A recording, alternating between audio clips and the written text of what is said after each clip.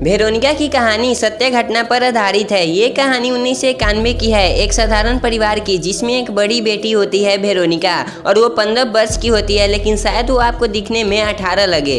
इसकी 2 छोटी बहनें होती है, दोनों की उम्र करीबन 7 से 8 वर्ष को होगी। एक छोटा भाई होता है वेरोनिका का, जिसका उम्र करीबन 4 वर्ष होगी, और वेरोनिका की माँ जो करीबन 50 वर्ष की होगी। एक दिन वेरोनिका अपने स्कूल गई अपने सभी भाई बहनों के साथ। उस दिन सूर्य ग्रहण लगने वाली थी। उसके विद्यालय में शिक्षिका बता रही थी कि धरती में जो होता है आसमान में वही दिखता है। इस कथन को बोलते वक्त आपको थोड़ी रहस्यमयी एहसास होगी। उसी दिन दोपहर में सूर्य ग्रहण को सभी बच्चे किसी कारगर वस्तु जैसे कि पुरानी फिल्म वाली रील से देखते हैं, लेकिन उसी दौरान वेरोनिका और उसकी 2 मित्र उसी विद्यालय के तहखाने में किसी खुरापात विचार को लेकर जाती है। वहाँ जाने के बाद न जाने उनके मन में क्या विचार चलता है, वो उइजा बोर्ड खोजने निकालती है और तीनों मोमबत्ती जलाकर वहाँ बैठ भूत को पुकारना शुरू कर देती है। वो तीनों उस बोर्ड के नजदीक एक कांच के ग्लास को उल्टा कर उस पर उंगली रखती है और प्रक्रिया आरंभ होता है। धीरे धीरे भूत रिस्पॉन्ड करना शुरू कर देता है और उनका ग्लास अपने जगह से इधर उधर घूमने लगता है। उसी प्रक्रिया में वो ग्लास जिस पर वेरोनिका और उसके 2 दोस्त उंगली रखे होते हैं वो अचानक से गर्म हो जाती है। इतनी गर्मी से वेरोनिका के दोस्तों की उंगली में काफी गर्मी महसूस होती है और वो उंगलियां को हटा लेती है, लेकिन वेरोनिका एकदम ढीठ के जैसी उंगली उसी पर रखी रहती है, मानो उसे कुछ फर्क ही नहीं पड़ता हो। तब बिल्कुल डरावनी माहौल हो जाती है। वेरोनिका अपनी उंगली रखी रहती है और उसके दोस्त चीख रहे होते हैं कि उंगली हटाओ, और अचानक से भट्ट ग्लास फूट जाता है और उइजा बोर्ड भी फट जाता है। वेरोनिका की उंगली से खून रिस कर उइजा बोर्ड पर गिर रहा होता है, माना उइजा बोर्ड को जो खून चाहिए था उसे वही मिल गया हो। उसी वक्त वेरो अजीब तरह से चिल्लाती है और उसकी मुंह अजीब तरह से फट जाती है।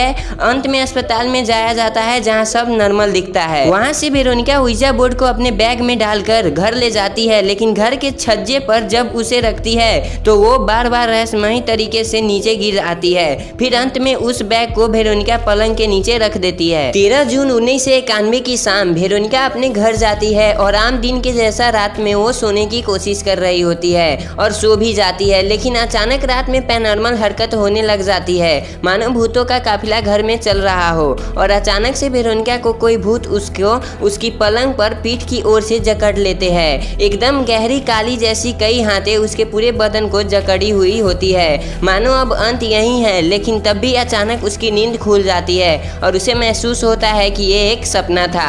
स्कूल में उस दिन की उइजा बोर्ड वाली हरकत के बाद वेरोनिका का जीवन बिल्कुल बदल सा गया था।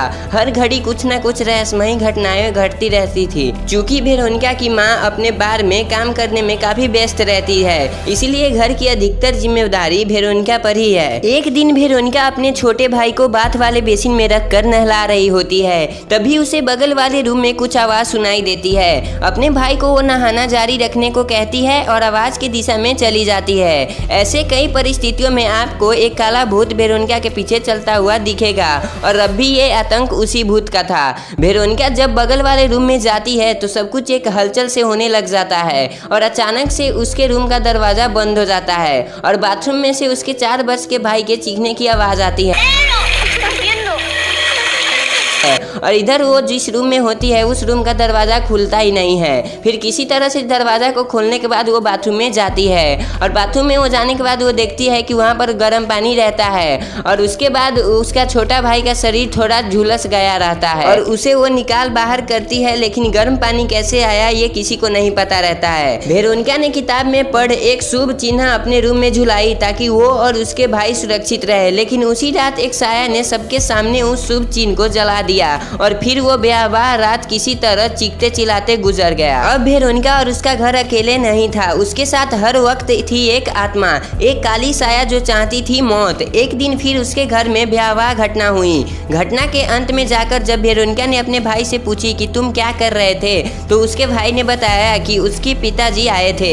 वेरोनिका ने चिंता में पूछा कि उन्होंने और क्या कहा, तो उसके भाई ने कहा कि वो आज फिर आएंगे मुझे अपने साथ ले जाने जहाँ वो रहते हैं। वेरोनिका वेरोनिका ने कहा कि जब वो आए तो उनकी बात मत सुनना और कान बंद कर लेना। फिर एक रात वेरोनिका, इसकी 2 बहनें और भाई एक साथ सोए थे, लेकिन चूंकि डर अब इन पर हावी हो गई थी, उसी रात अचानक कुछ हरकत होने लगी। सभी भाई बहन डर से एक साथ सिमट गए। वेरोनिका को वो परछाई साफ दिख रही थी जो आगे बढ़ रही थी। वेरोनिका अपनी हाथों में जीसस का क्रॉस चिन्ह लिए दरवाजे की ओर मुंह कर खड़ी थी।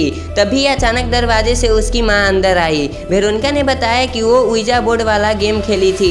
उसकी माँ ने उसे डांट कर कारण पूछा तो वेरोनिका बताई कि वो अपने मृत पिता से बात करना चाहती थी। उसकी माँ ने बात को सीरियसली नहीं लिया। एक रात वेरोनिका को ऐसा लगा मानो उसके मृत पिता उसकी ओर आ रहे हैं और अचानक से उसकी नींद खुल गई।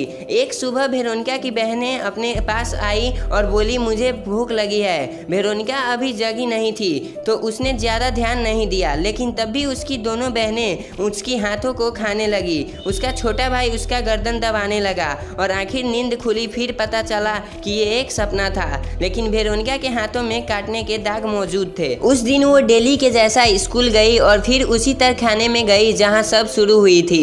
उस तहखाने में एक सिस्टर आई जो अंधी और बुजुर्ग थी।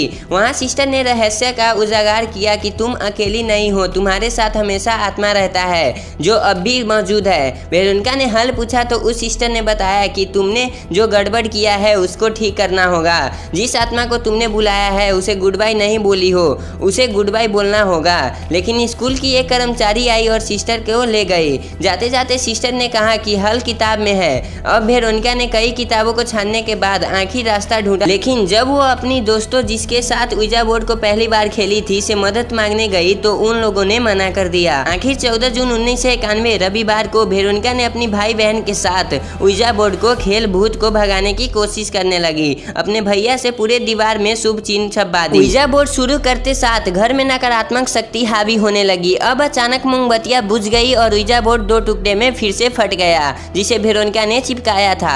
अब घर में भागम दौड़ शुरू हो गई। कई लाइट्स का फूटना शुरू हो गया। वेरोनिका ने किसी तरह पुलिस को सूचित किया, लेकिन घर की दहशत बढ़ती जा रही थी। भूत हर ओर जान लेने के इरादे से लगे थे। वेरोनिका अपने भाई को गोद में लेकर दोनों बहनों को भी साथ लिए घर से बाहर निकलने लगी। उसकी दोनों बहनें तो घर से बाहर निकल गई, लेकिन जब वेरोनिका ने खुद को आईने में देखा तो उसे अपने गोद में उसका भाई दिखा ही नहीं जिसे वो साथ ला रही थी। अब उसकी 2 बहनें बाहर और दरवाजा लॉक हो चुकी थी, यानी वेरोनिका घर में अकेली थी और उसका भाई ऊपर घर में फंस गया था जहां भूत का दहशत चल रही थी। वेरोनिका भागने के बजाय अपने भाई को सुरक्षित लाने की कोशिश में ऊपर जाकर उसे ढूंढने लगी। वेरोनिका एक अलमारी की ओर जा रही थी और उसके परछाई वाले हाथ भी उसी ओर जा रही थी। वेरोनिका ने अलमारी खोली तो उसका भाई वहां था।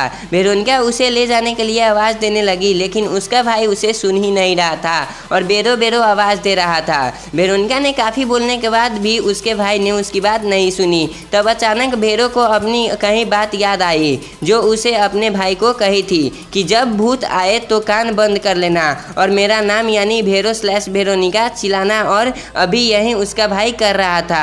अब वेरोनिका को महसूस हुआ कि भूत उसमें ही है। उसी वक्त जो पुलिस को बेरो बुलाई थी वो पहुंचा और वेरोनिका को देख लिया कि वो एकदम पैर के बल पीछे झुकी हुई है और थोड़ी देर के बाद धड़ाम वेरोनिका जमीन पर आ गिरी। वेरोनिका को अस्पताल भेज दिया गया और उसके भाई को नीचे ले आया गया। तब तक उसकी माँ भी पहुंच गई, लेकिन अस्पताल से थोड़ी देर बाद खबर आई कि वेरोनिका मर चुकी है। तो गाइस, वेरोनिका की स्टोरी आपको कैसी लगी हमें कमेंट बॉक्स में जरूर बताना, और अभी के अभी आप इस वीडियो को लाइक कर दीजिए और साथ ही साथ अपने दोस्तों के साथ शेयर भी कर दीजिए। और अगर आप हमारे चैनल पर नए आए हैं तो चैनल को सब्सक्राइब करके जो बेल आइकन है उसे भी प्रेस कर दो ताकि हमारे ऐसे ही कंटेंट सबसे पहले आप तक पहुंचे। तब तक के लिए bye and thanks for watching.